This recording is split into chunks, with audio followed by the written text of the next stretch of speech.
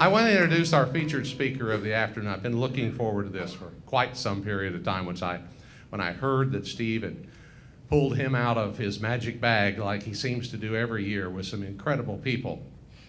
Ben Stein, whose bio is here if you have time to read the incredible life he has lived, was the president of the Yale Law School class of 1970. He's been an actor, an economist, a lawyer, a writer, a journalist, and a teacher.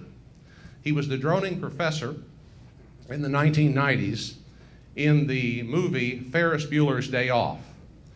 I saw him first to really get to know who he was on a quiz show he had called Win Ben Stein's Money, and I realized just how quick he really was. He was a speechwriter for presidents. He's written 17 books. He is rumored to be funny, and he asked this question today that I hope he'll answer.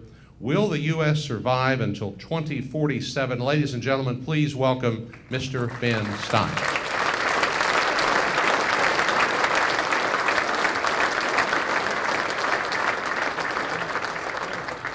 Thank you very, very much, and I'm sure everyone, including yours truly, who barely knows you, will miss you very, very much, and your beautiful bride. Ladies and gentlemen, it's a great, great pleasure to be here. Mr. Brewer, thank you very, very much. I apologize again for telling your wife last night, or asking her if she was a high school girl who was doing volunteer work to help pay for her bowling classes. But anyway, you have a very, very, very young-looking wife there. Anyway, I love being in the Midwest. It's too cold, and I've gotten a little bit of a case of the sniffles from going from 75 degrees. I literally was swimming just before the car came to take me to the airport 2 mornings ago, and then when I got here, it was 17 degrees and it was snowing. However, I'm very happy to be here. I'm happy to be with people who work on the land. I'm very happy to be in what F. Scott Fitzgerald called the warm center of the universe, the Midwestern U.S. I think of the Midwestern U.S. as being the shock absorber for the whole world.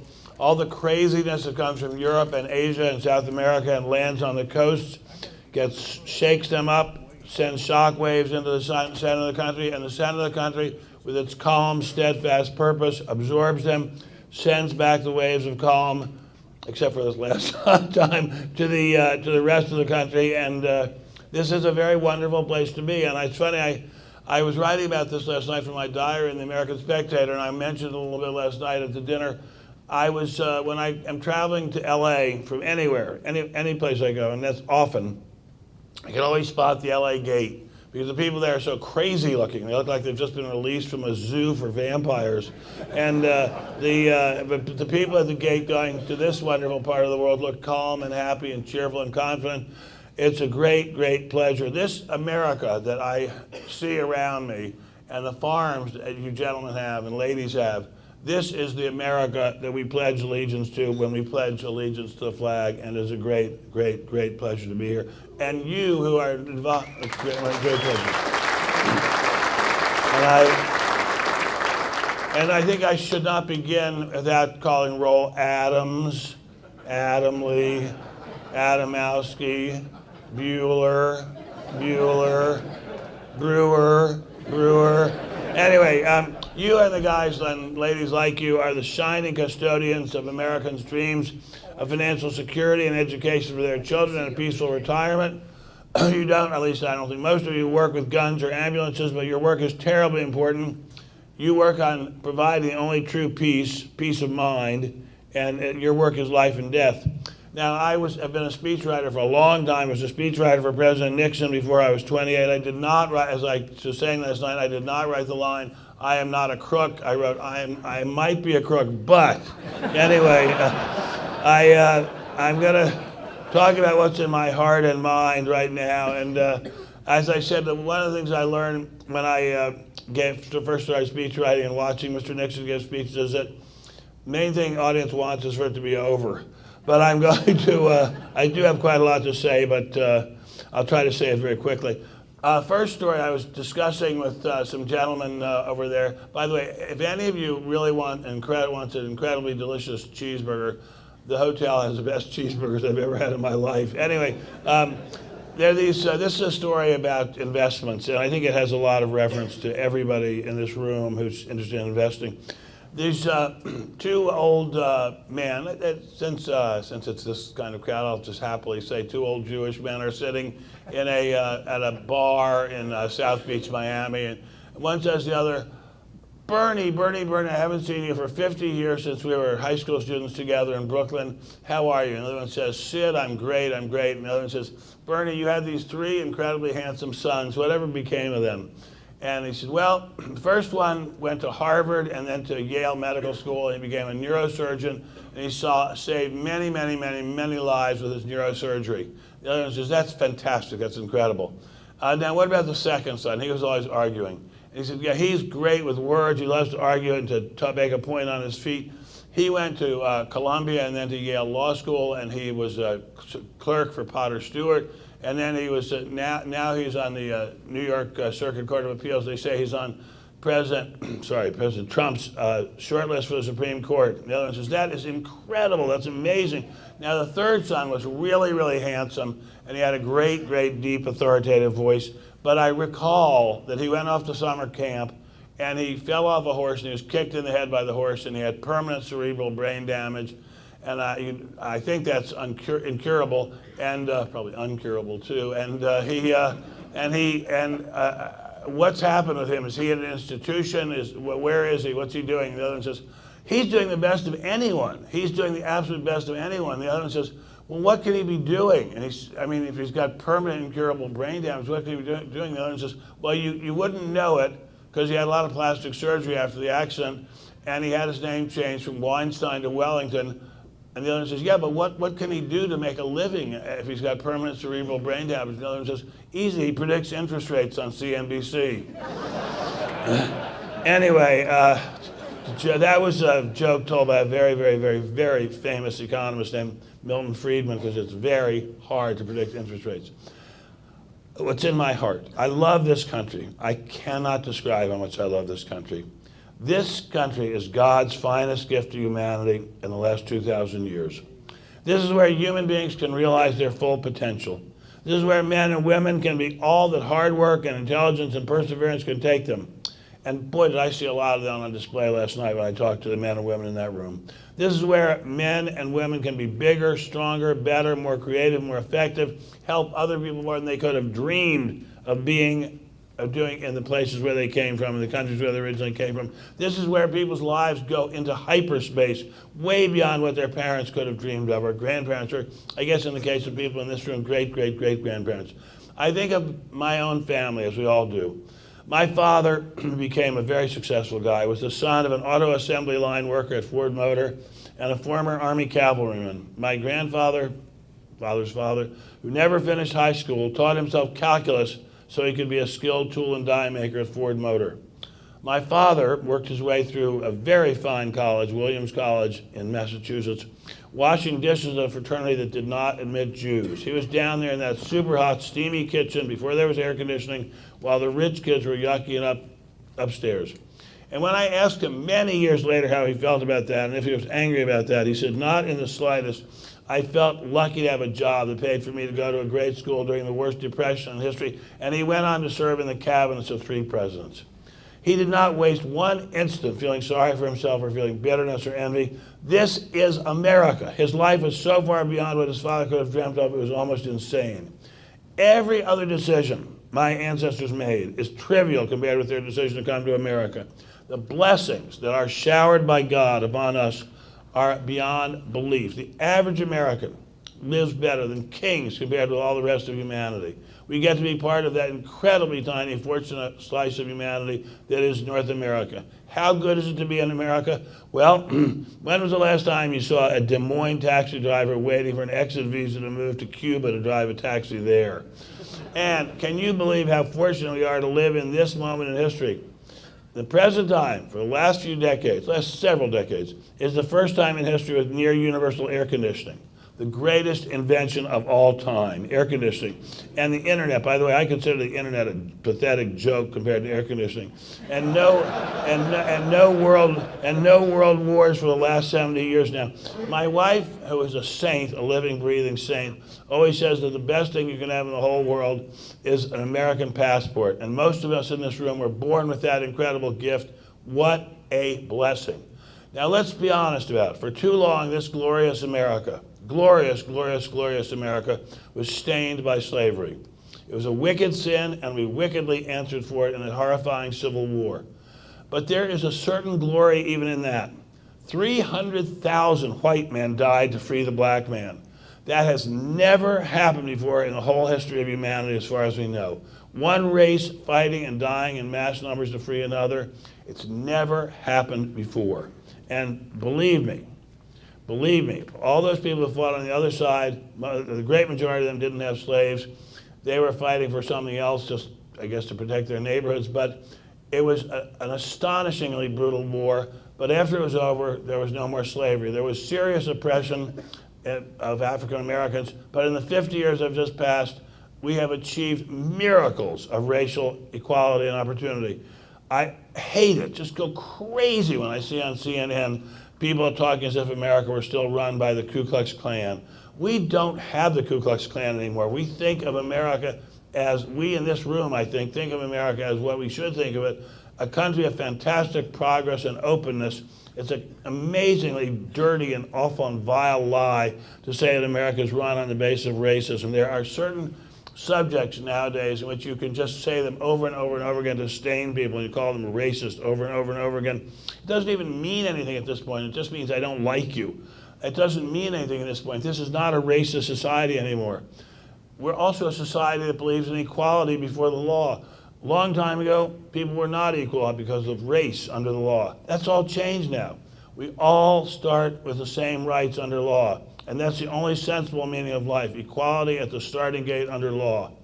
But when we start talking about legislating, demanding, requiring that people wind up the same, we're talking about Soviet-style dictatorship. If the government has the power to level the society, no one but the top dogs in government will be left standing. Now, I was going to talk about a little bit more of that, but I'm not going to. This is a state which has never been stained by inequality of any kind. Anybody who's really hardworking and energetic can make it in this state, so I don't need to dwell on that. It's the 105th anniversary this year of the birth of the genius, free men, free women, free markets economist Milton Friedman, whom I mentioned a few minutes ago. And he made some points that I think are so relevant about our economy, so relevant in today's ugly demagogic political landscape. One of them is that a society that puts equality before freedom will get neither. A society that puts freedom before equality will get both. Yes, free education up to community colleges. Yes, everyone who wants to vote votes. Yes, every accused has a lawyer. But after that, we're all on dangerous ground. Another quote we need to hear right now is, it's one thing to have free immigration to jobs, and believe me, I'm very well aware that the state of Iowa needs a lot of immigrants for its work. It is another thing to have free immigration to welfare, and you cannot have both. We have too many immigrants who come to this country and are just on welfare for decade after decade. That's not the way America was built, and demolishes much of the rationale for unlimited immigration. But I say again, your state, I think, can't live without immigrants. By the way, closely related, welfare in this country. It is capable of just about pulverizing the will to work. In several American states, I believe it's 15, being on welfare of every kind, if you're a single mother with 3 children, allows you to get more than $21 an hour on a weekly basis. In 6 of the states and the District of Columbia, being on welfare pays more than being a starting teacher. In 3 other states, including my beloved California, being on welfare pays more than being a starting computer programmer. This affects productivity in a big way. There's very low participation in the labor force in this country. The lowest in statistics started to be gathered 50 years ago. When we consider that we pay people a lot not to work, it's no small wonder we have a lot who don't want to work. And Mr. Trump talked a great deal during the campaign about people who were not counted in the unemployment statistics because they weren't even trying to find a job. That's because we're paying them to not even try to find a job. And this is society committing suicide, taxing the people in this room to addict others to welfare. And by the way, if you want to know how well welfare works in terms of keeping people prosperous, consider this. In this great country, this beloved, wonderful country, the percentage of people in poverty has for long years been a positive function of the level of welfare. That is to say, the more welfare, the more people are in poverty. scary situation. It's also noted, and I think it's really important for this conference, since this is a conference above all about capital in the form of land, that capitalism, free market capitalism, is the most equal opportunity employer there is. It doesn't care at all what race or sex you are. It doesn't care what all your politics are. It just cares whether you can produce something people want to buy. It's not racist. It can't be. The people in this room produce, at the bottom line of the people in this room is that you produce food. I mean, that, if you reduce everything to its common denominator, it's that you produce food. Everyone needs food. I mean, my wife never seems to eat anything, but everybody else needs food. But that society cannot be racist. We've got to have the food, and if we don't let people make the food because of their race or their sex, it's just not going to work. So when you in this room are thinking about your business, you are thinking about essentially a system that guarantees freedom. Let's shift gears for a moment now. Economics. How many people in this room studied economics in college? A lot, almost all of you. When those of us who studied economics, I'd say within the last, well, I studied it a long time ago, I would say within the last 40 years, were taught monetarism, that said that the amount of money being supplied to the economy by the Fed would affect the price level and real economic growth. If we had lots and lots of real money being created, we could anticipate inflation and high growth. It hasn't happened. It has not happened since the meltdown of 2008, 2009. We've had extreme monetary ease and many bailouts, including some very large bailouts, but we haven't had much inflation, and our recovery has been pathetic.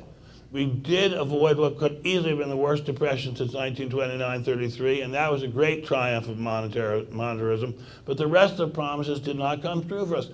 One of the great privileges of my life is that I'm friends with your fellow Midwesterner, Warren Buffett. And Warren says that even Berkshire Hathaway would have failed if the government had not stepped in to rescue companies, had not stepped in with TARP. So in a way that did work, but it certainly hasn't given us much growth since the crisis. And then on the other side of the spectrum, we had promises from the Keynesians that large federal deficits would give us rapid growth. That didn't happen either. We spent an enormous amount of money on stimulus and public works. People just leaned on their shovels. Money just disappeared. We did not get great growth. We don't know exactly what happened. We do know that if the government gives somebody a job, he's got a job or she's got a job. But these jobs are insane. When the Obama programs were going through, it was costing us something like $400,000 a year to get people to dig ditches and fill them back up again. That's not a very good use of taxpayer money. Apparently what happened was that the economy was so staggered by the Lehman Brothers collapse that they just went into shock and just wanted to hoard cash. That does a lot of damage where investment is concerned. And it's changing a little bit now, but not very much. And it took a long time. The years after the crash were very good years for farmland. Lately, there's been some correction in that, as everyone in this room knows better than I do. But in the long run, land is a fantastically good investment because in the long run, if you have the best producing land in the world, which you have in Iowa, you're going to have a lot of people wanting that land because a lot of people are going to want to eat. So I think you have an extremely high quality investment here. But in general, investment has been very tepid. We don't know exactly why. Some of it probably has to do with excess regulation. Mr. Obama is an interesting fellow. I better not say any more than that. An interesting fellow, but there's a widespread discredited narrative afoot in the land that there was gender inequality in wages, and it agitates human beings and causes unhappiness. It's been totally discredited. It's been totally proved over and over again by a very great woman statistician named June O'Neill that if you took out the effects of women leaving the workforce to have and raise children and thus losing seniority and skills, there was no meaningful inequality by gender. Maybe women should be compensated for leaving the workforce and going to raise children. I will tell you, as a father, there's no more painful, irritating, and maddening job in the world than being a father of a teenager. So maybe at those jobs you should be paid for that. We have another set of issues about, I don't think there's enough money in the world to pay you to be the parent of a teenager, frankly. But anyway, we have another similar kind of crazed narrative about racial issues. There's no doubt in the world, none whatsoever, that non-white workers earn less consistently than white workers, except in some highly specific fields, especially sports and entertainment. We don't know why this is true. To the extent that there could be measurement, the effects of non-whites having less education than whites, the puzzle is depressing and gets worse. The whole complex of discrepancies between blacks and browns on the one hand and whites and Asians on the other is a continuing crisis. It has not hit your state in a big way yet. It will. If you look at the data on what's happening in the non-white population in the schools in your beautiful, wonderful, highly productive state, you've got a lot of cause to worry. I have to say, I sat next to your lieutenant governor. She was a miracle. You guys are very, very lucky to have her. I hope she becomes a governor very soon, and I hope she can do something about this. But it is a real problem, and it's even coming here to this beloved club, this beloved family, this beloved large, small town called Iowa. There's a question about productivity. We had several decades of great productivity. It's interesting, after World War II, Russia was broke. Britain was broke, France was broke, Germany was broke, Japan had been bombed to smithereens. There was hardly anything that worked in Japan. We were the only country in the world that was richer than before we went in. Much, much richer. We were fantastically richer. And we had all the great machinery and all the great skilled workers.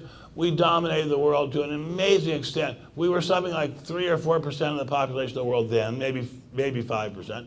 And we had something like 60% of the world GDP. That's changed. It's changed a lot. Productivity growth here has slowed. We have a tremendous amount of competition from the Far East. You would think that the internet and artificial intelligence would greatly improve productivity, but it hasn't. It hasn't at all. We have a very, very poor education system in most of the country. This state is an exception. You have an astonishingly good education system in the state of Iowa. But there is a real serious problem in education in most of the rest of the country. People are not being taught how to read. People are not being taught how to do basic arithmetic. They're not being taught how to read instructions, how to maintain equipment, how to use equipment. We have slowing manufacturing growth as part of the economy. 20 years ago, it was something like 20% of the economy. When I was a child, it was something like 40% of the economy. Now it's about 8% of the economy. And that percent, despite whatever Mr. Trump does and whatever show-off moves he makes, is not going to get much bigger. And as more and more jobs become service jobs, waiting on tables at Applebee's, which I've actually never been in, but I know there are a lot of them, and helping people to get their cars washed, that productivity cannot increase very much. It just can only be mechanized so much. So we have a real problem with getting productivity growth into the private sector. Now, if Mr. Trump has an idea about this, he wants to stop free trade. And God bless him, he won the election over it, in part, in very small part. But he's wrong. He just couldn't be more wrong. Now, I voted for him, as I'm going to explain that to you in a little while. I voted for him, although my heart was in my mouth when I pulled the lever, but I voted for him. But he's so wrong about trade. I don't know, is your Lieutenant Governor, Ms. Reynolds, here? No. Anyway, she and I had quite a good talk about this last night. There's just no way that free trade can be restrained and have the society be prosperous. It never, ever works. You have to have free trade, especially a state like this has to be able to export. You produce so much more than you could possibly consume in the state of Iowa. It has to be exported. And if the United States slaps China and spits on China, they're going to say, okay, fine, we'll buy it from Argentina, we'll buy it from Brazil, we'll buy it from Ukraine, we'll buy it from somewhere else. This is not good economics, it's not good sense, it just doesn't make any sense. I'm going to tell you a little tiny bit of an excursion. One time, a while ago, I had an idea for a business. I owned stock in a real estate company in California. It had a lot more in the way of assets than stock price would indicate. And I wanted to buy the whole company and liquidate it. And I didn't have enough money to do it. So I went to an investment guy I knew very slightly on Wall Street, whose job was to raise money to buy companies. And he was the toughest, meanest, most unpleasant SOB you ever met in your life. And was just beating everybody down around him. And I said to him at a certain point, Ira, he's long dead, so I don't mind using his first name, Ira, what do you hope to accomplish by doing this? And he said, well, I get the other guy off balance, and I get him, push him down, and get him where I want him to be. And I thought to myself, this is Mr. Trump. This is what he thinks he's doing. But it doesn't work when you're dealing with China. It doesn't work when you're dealing with Australia. These other countries in the world are proud countries. They don't like being pushed around. Smartest thing I ever heard about human relationships from a very smart friend who was a huge Vietnam War hero. People don't like being pushed around, and Mr. Trump is trying to push people around. I voted for him. I'm not sad that he won, but this trade problem is a giant problem. We cannot try to push people around and make them want to do business with us, and we have to have them do business with us. One, we want their decently made products at low price, low cost. If I can buy something that's a good product that's made in Korea and it's a decent price, I want it. And if an American worker is displaced because of that, I'm happy to pay my taxes so he can be retrained. But I don't want to have the goods kept out of the country, because then Korea is going to keep our products out of their country. Anyway, okay, back to productivity. We have, as I said, the most pathetic education system. Again, a million times over, not in your wonderful great state of Iowa, which is a wonderful miracle of American progress. In Chicago, which is not that far away from here, a really energetic person could drive there in a day, maybe less than a day. Maybe a lot less than a day. You could, in Chicago, among high school juniors, 8%, not 18%, 8% are proficient in English. That means able to read simple instruction manuals. 4% are proficient in math. The statistics are far worse for Detroit, New Orleans, Washington, D.C., Baltimore, a lot of cities. That's a big problem. And it's not just a problem for the African American children, because they are becoming a very large fraction of the young people in this country. What are we going to do in a society where a very large number of the people cannot read? In addition to that, and you guys in this room and gals in this room know this very well, when you lose a seasoned, experienced worker, it is very hard to replace him or her. Very hard. You can't find that many people. I speak to business groups all the time. I ask them, what's your biggest problem? Is it tariffs? Is it income tax? Is it the complexity of regulation? No, finding decent workers. I worry very much that Mr. Trump's immigration policies are going to make that worse rather than better. Finding qualified, motivated workers is a gigantic problem. It's going to have an effect on productivity. These are just a few of the little problems that I think about when I think about the economy. And just to give you an idea about the economy, how many of you watch Jimmy Kimmel? Okay, we love Jimmy Kimmel. I gave him his start on TV. He was my co-host on I Did My Quiz Show. He had he has a thing called Liars, something or other, Street Lies or something like that, where he goes up to people and he asks them questions about proposing the most ridiculous idea, and they can say, oh, that's just nonsense, I'm not playing that game. But they often play along, and they seem to believe it's true. For example, he went up to a whole bunch of people on the street 2 days ago and said, what do you think about President Trump appointing Khloe Kardashian to the Supreme Court? And he had person after person believing it and making comments about it, like, oh, well, she's the smartest Kardashian, she'll do great. And so that's a kind of scary thing. And these are not just people who happen to be walking by when they're stoned on marijuana after visiting some marijuana shop in LA. These were people who are often, at least they said, college graduates. I had a young woman applying to work for me as a researcher the other day, and I was trying to ask her some simple questions. She's a senior at a very well-known, extremely expensive college, a university in Los Angeles, extremely expensive. And I said to her, well, let's start with, to get ourselves in gear. What's the population of the United States of America? So she thinks, she says, 8 million. I said, no, that's not even the population of greater Los Angeles. 8 million can't be right. I said, try again. Okay, she said, 1.5 billion. Well, I said, that's not either. And this is a woman who is in her last year, I hope, of college. Okay, let's go back, and this happens all the time, by the way. I routinely meet people who don't know who we fought against in World War II, who don't even know there was a World War II, who have no idea there was a World War I, who don't even know what century the Civil War was in, or what states, were fighting on which side. Okay, let's go. That's, by the way, that subject is so depressing. It's like diving into a bottomless pit to get into it. So I'll just pull myself out of that pit. Back to my friend John Kecker, the Vietnam War hero and super successful trial lawyer. He said people don't like to be pushed around. They don't like to be sneered at. They don't like to be treated as less than. They like to be treated as equals. And as Mrs. Clinton has learned, they don't like to be treated as deplorables or stupid or pointlessly reactionary. They don't like to be treated as if they were jungle animals, and they don't like to be treated as knuckle-dragging cavemen. When they do that, there's going to be some pushback. If you're a powerful person in Washington, D.C. or New York, and you sneer at the people in the interior of the country, there's going to be some pushback. Those people have the same votes as the billionaires on Park Avenue.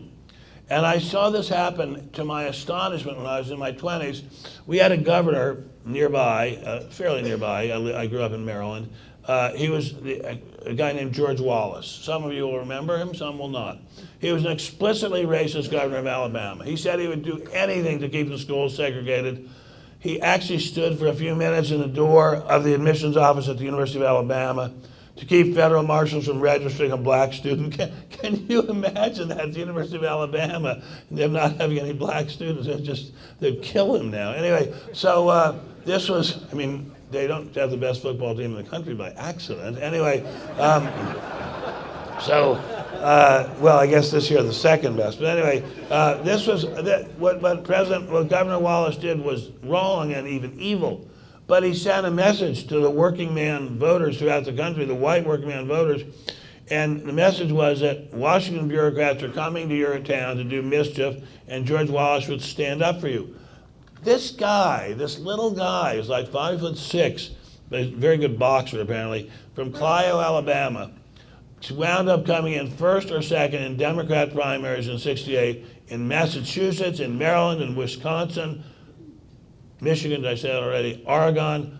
The working class family had found its hero. He didn't get the nomination in '68, but he did get enough funding for a major third-party drive in '72. He was saying intellectuals and the pointy-headed bureaucrats in Washington, D.C. could not be trusted. Now, Arthur Bremer, a crazed assassin, ended that phenomenal career of Governor Wallace. But something struck in the nation's brain. A match was lit. And the Republican Party said, this is the strategy that works. President Nixon picked it up in his colossal landslide in '72 as he adopted what came to be known as the Southern Strategy.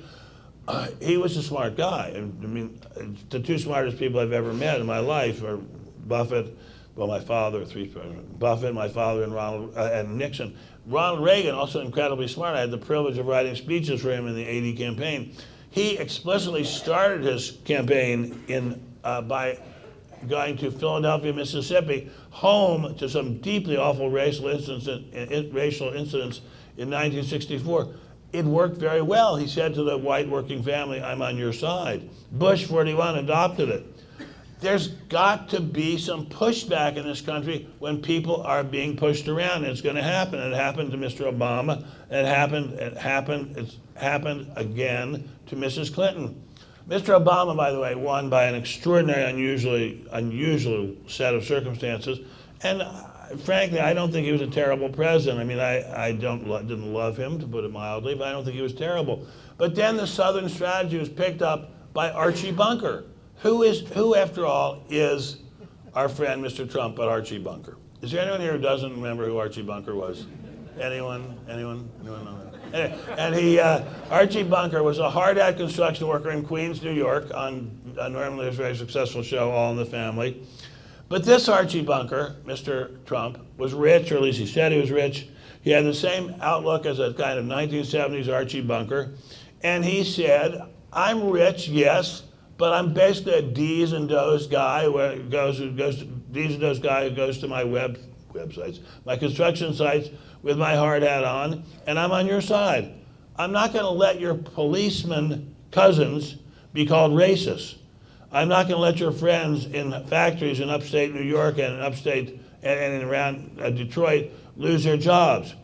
I'm going to stick up for you. And as we see, to everybody's stunned amazement, he won. And it was the same strategy, the exact same strategy as was done by Wallace and Nixon and Reagan and Bush 41. So now we have Mr. Trump as president. And it always amazes me to think of him as President Trump. I just can't get over it. It's just flabbergasting. But he won for a reason. My friend Jimmy Kimmel endlessly makes fun of him. He just blasts him every show. And I keep saying to Jimmy, why do you think he won? If he's that terrible, why did he win? It couldn't have just been the flip of a coin. He won. Mr. Trump won because he said to people, I'm not going to let you be pushed around anymore. Can he do it? No. But he made people think he could. Now, I've covered a lot of ground. I'm going to get to the main topic, and then I'm going to end. Will America survive until the year 2047? Yes, I think. I won't be alive then, so you can't hold it against me. Yes, and by that, we mean there will be a big, beautiful country called the US of A. It'll be a beautiful country with lakes and forests. It'll have good food, good cheeseburgers in the lobby here. It'll have good, cool cars, great TVs. It'll have air conditioning, although not if the environmentalists have their way. But anyway, but America's incomparably more than a beautiful place or products. It's about a state of existence for us human beings, the state of freedom. Iowa, it's a great pork and beef and producer, great plant producer, ag state, produces everything great, food, machinery. And America as a country produces tons of food, machinery, oil, coal, high tech, everything else useful. But America's most beloved, important product for the whole world is freedom. Others can make pork. Doesn't take rocket scientists to raise a piggy. China makes a lot of it. China makes more pork than the US at this point. Korea makes a lot of steel. But who makes the most freedom? America, the USA. And when that is threatened, that's when I really get worried. Our main boast, the main item that makes life worth living here, even more than air conditioning, is freedom. It's a relatively new phenomenon in history, and we think of it, and we should be very grateful on our knees. Freedom to be who you want to be, to think what you want to think, to say what you want to say, to invest where you want to invest, to start a business, to run a business, to be a guy who works in a university or in a law firm in Manhattan or Boston or San Francisco and be able, through the intermediation of the men and women in this room, to own a farm or own a piece of a farm.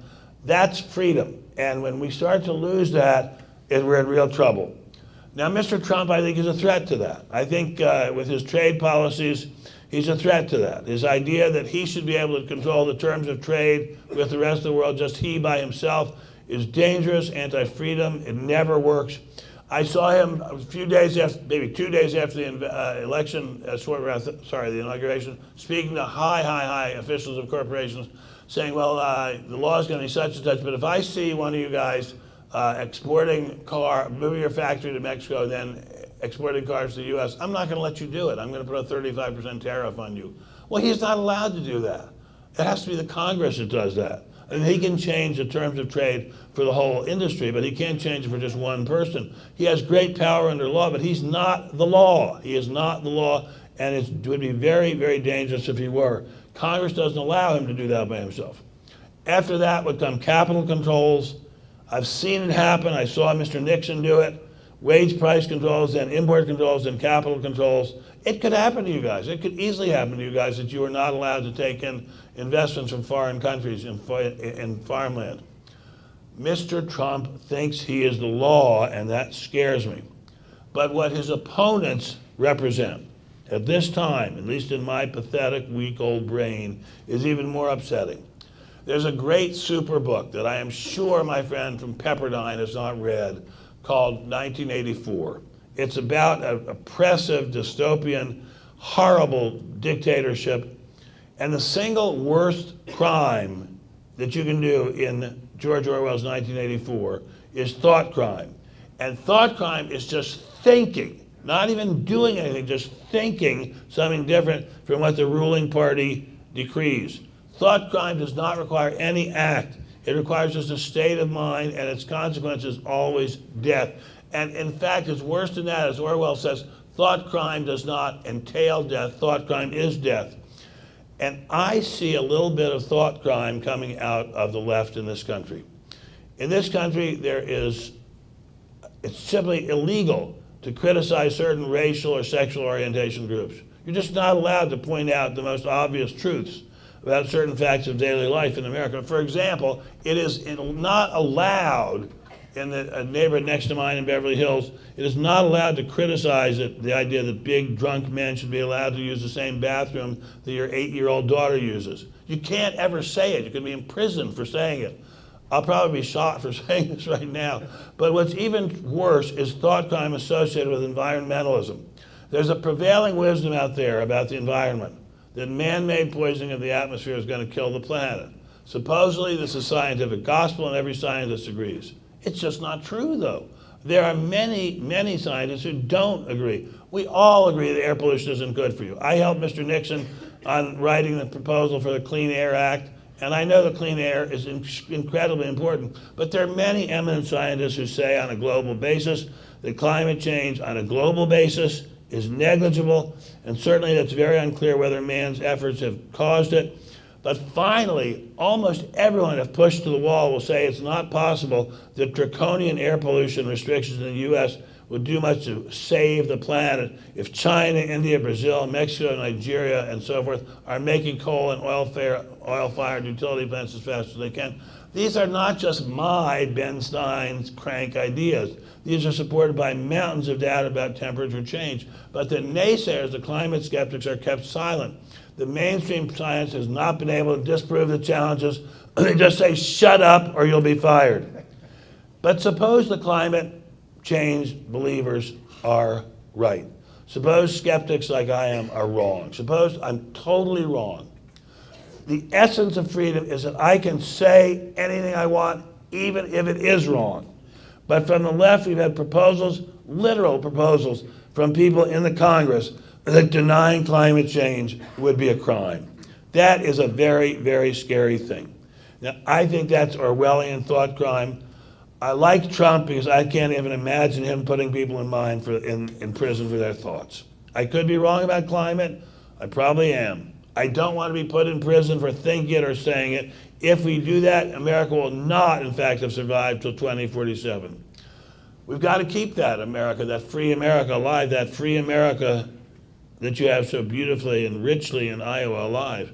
And I leave you with this thought, which is, to me, the animating thought that should govern all of our political and social acts and beliefs. And I heard it first from John F. Kennedy when I, as a high school junior, took the bus from Silver Spring, Maryland, down to Capitol Hill to watch President Kennedy be sworn in as president, John F. Kennedy. And his speech was actually a kind of a silly mishmash of socialist cliches, but he ended on a beautiful note.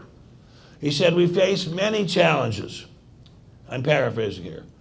And as we face these challenges, we ask God to help us. And we ask God to go to work for us. But we have to know that here on earth, God's work must truly be our own.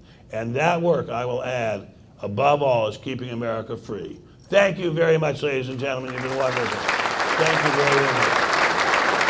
Thank you. Thank you very much. Thank you, Mr. Stein. Thank you. May we ask you a few questions? Ask as many questions as you like. All right. We'll have our people out here to take a few questions. We're on time. We're in good shape. I know Steve wants to ask one in a minute. Let me be first here. Go ahead. You were in a commercial for Senator Grassley. Yes, a great guy. And by the way, you've been very kind to the people here of Iowa. But He's tell me one of the great assets in the U.S. government. Thank you. He is. Your view of him, and also your view of our caucuses in this state. I'm an Iowa convert. I'm not from here. A lot of people in Iowa don't think our caucuses are really, they get worn out by the number of presidential candidates. But I keep telling them this state has a disproportionate capability to elect a president of the United States. I wonder your view on both Senator Grassley and that. Well, first of all, I love Senator Grassley. I'll give you an example. I said, Senator Grassley called me up when the commercials started to appear, and I said, I have a home in Washington. I'm there fairly often. I'd love to take you out to dinner sometime. And he said, I cannot accept even for you to pay for my bus ride over to your restaurant. But he said, if we go Dutch Treat, I'll be glad to go. And I was very, very impressed. So that's one thing. I mean, his capabilities are phenomenal. And someone was, I think it was Lieutenant Governor Reynolds, was telling me this man in his 80s still runs 6 miles a day, which is incredibly impressive. I think as long as you can keep attracting swarms of newspaper men and TV and internet journalists here to pay for your cheeseburgers and keep the price down to the rest of us, keep doing it. Sir. Ben, I wanted to see if you could help me. Every year I send a letter to Warren Buffett asking him to speak at this event. And every year he responds with a nice letter rejecting my offer. Wait, who do you ask, Warren? Warren Buffett, yeah. Actually, in fact, we sent a certified letter to his home. Ooh, that probably impressed him a Yeah, lot. yeah.